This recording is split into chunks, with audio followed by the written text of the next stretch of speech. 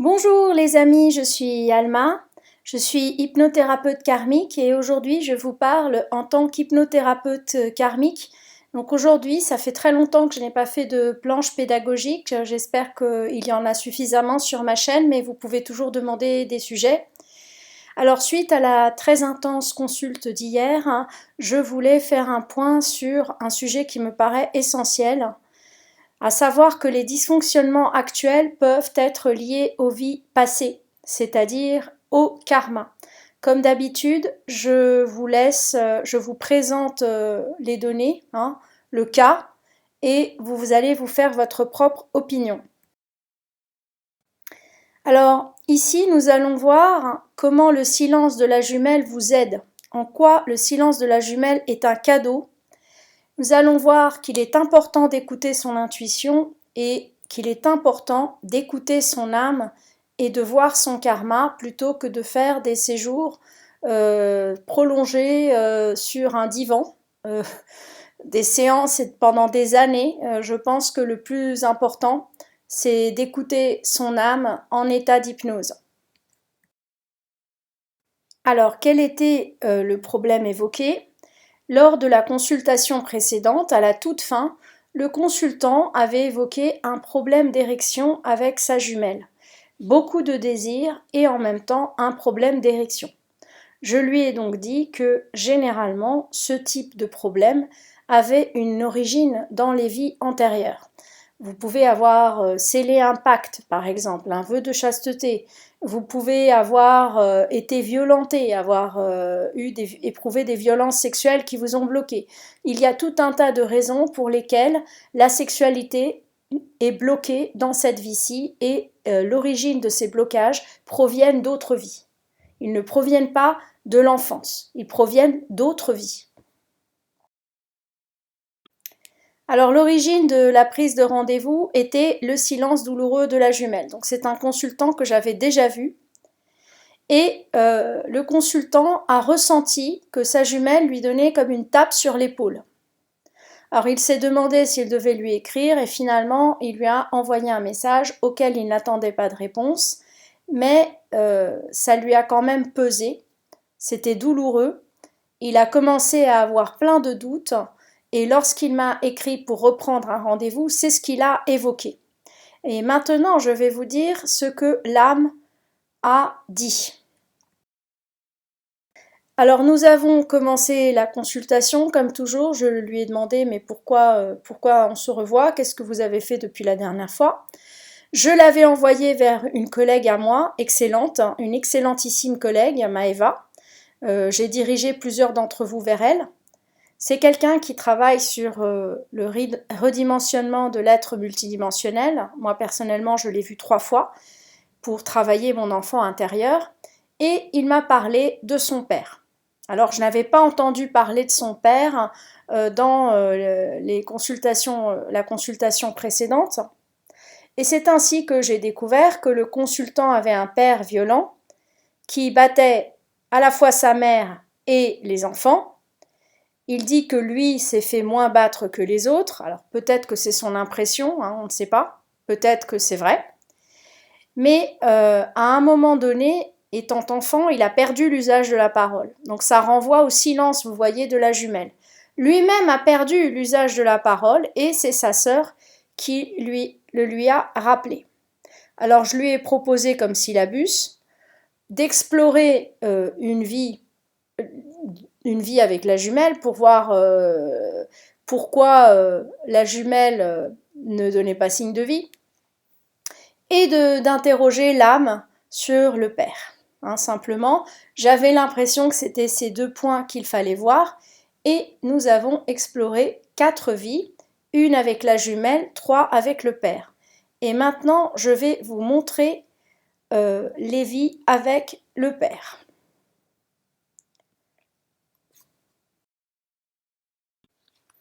Alors ici, vous voyez les 4 vies et le personnage incarné par le consultant. Les personnes qui sont en jeu, l'expérience, l'issue et les fragments d'âme perdus dans cette vie-là. Première vie que nous avons vue, c'était lors de la première consultation. c'était un seigneur qui battait ses serviteurs. Alors, ses serviteurs, il y en avait un qui était son collègue et l'autre qui était un jeune. Il dominait et abusait de son pouvoir. Alors, j'ai mis abuser entre parenthèses parce que abuser d'un point de vue éthique, mais comme à l'époque, les droits de l'homme n'existaient pas, en fait, c'était juste un seigneur comme les autres. Issu, il ne s'est rien passé de spécial. Alors, en tant qu'hypnothérapeute, je veux souligner quelque chose d'assez étonnant que j'ai dit d'ailleurs à ce moment-là au consultant. Je lui ai dit, il est assez rare que dans une vie, on voit apparaître un de ces torts, entre guillemets. Généralement, on voit le mal qui vous a été fait. Donc vous voyez ici que aucun fragment d'âme n'a été relevé. C'est généralement le mal qui nous a été fait par d'autres qui apparaît d'abord lorsqu'on fait une régression karmique. L'âme s'exprime sur ses douleurs et sur ses pertes. Mais ici, c'était lui qui était violent. Ok, on arrête là parce que l'âme n'a plus rien à nous dire et je l'envoie vers cet autre thérapeute qui fait des soins extraordinaires et un jour je vais faire une vidéo pour la recommander. Je n'ai pas encore eu l'occasion de le faire mais mon intention est vraiment là. Deuxième vie. On voit un enfant que le père violait. Qui était ce père? Eh bien, le père de la vie présente. Il s'agissait d'une expérience de viol, de douleur physique, psychique, d'humiliation, d'injustice de la justice et d'impuissance. Alors, moi, je ne suis pas du tout, contrairement à mon hypnothérapeute à moi, et c'est d'ailleurs la raison pour laquelle je ne le fais pas, mon hypnothérapeute tenait absolument à ce qu'on aille dans les émotions. Moi, je n'aime pas du tout ça parce que les émotions, on les a déjà vécues. On n'a pas besoin de les revivre, on a juste besoin de l'information et on a besoin de récupérer les fragments d'âme. Mais si le consultant ou la consultante éprouve le besoin d'épancher ses émotions, c'est aussi une libération. Ici, le consultant s'est mis à pleurer et nous avons dû attendre un certain temps qu'il puisse à nouveau revenir et continuer. Alors le consultant, pour sortir de cette situation, il a pris un couteau quand il avait 14-15 ans et il a tué son père. À la suite de quoi, il a passé 10 ans en prison. Donc c'est pour ça que je parlais d'injustice de la justice. Alors quels sont les fragments d'âme qu'il a perdus dans cette vie-là? L'amour, la confiance, la beauté, la confiance en soi, l'estime de soi, la justice, le sentiment de la justice, le sentiment d'être un homme, le masculin sacré et la sexualité. Voilà, donc la réponse au problème d'érection, elle est là. Et pas dans le fait qu'il a eu un père violent, même si le consultant m'a assuré en début de séance s'être construit à rebours de son père. Et donc on avait d'abord pensé, oui, ça doit être lié, votre problème d'érection, ça doit être lié à ça. Alors, non, parce que ça provoque dans l'enfance un problème par rapport au masculin, mais pour aller jusqu'à l'érection, c'est quand même encore un bout de chemin à faire, et il n'est pas dit que ce bout de chemin à faire soit nécessairement parcouru pour arriver à un tel problème. Voilà. Troisième vie que nous avons visitée, encore avec la présence du père.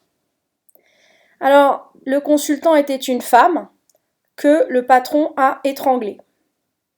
Le patron, c'était son père dans cette vie présente. Alors, l'expérience est une expérience d'injustice et de violence et de domination.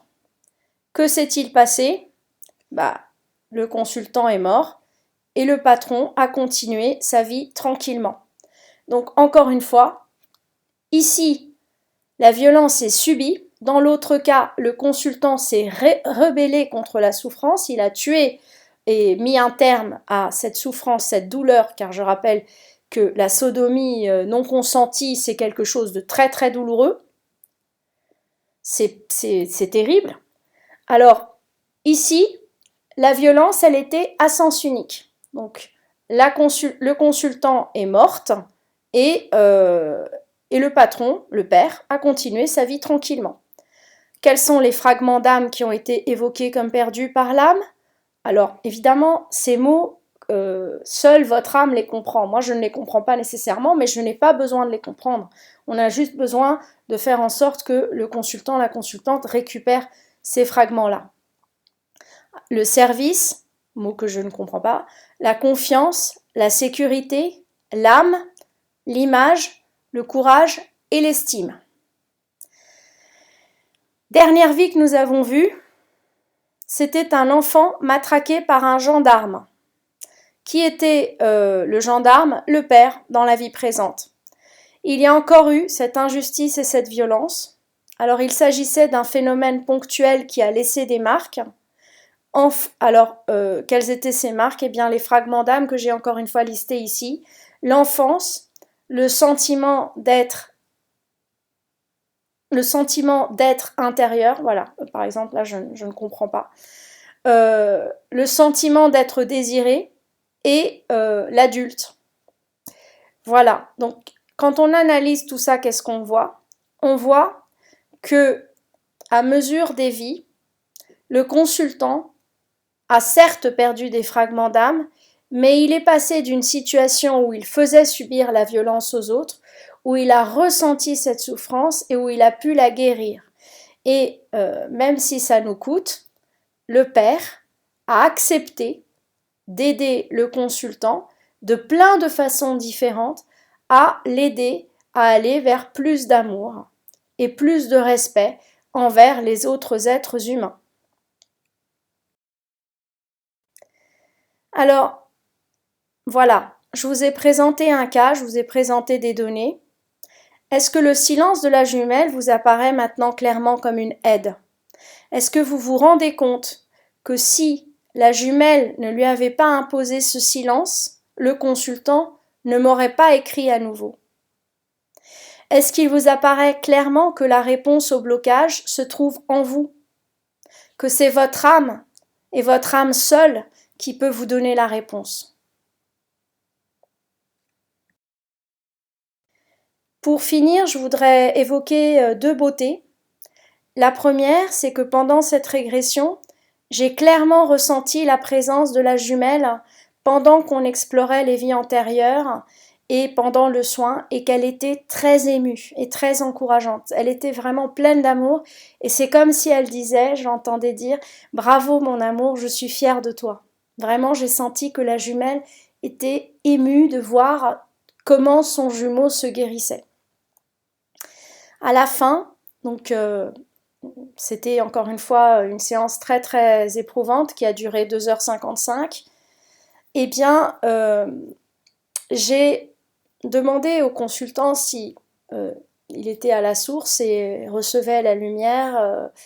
Je lui ai demandé s'il voulait rester à la source ou s'il préférait redescendre, s'il avait quelque chose encore à me dire.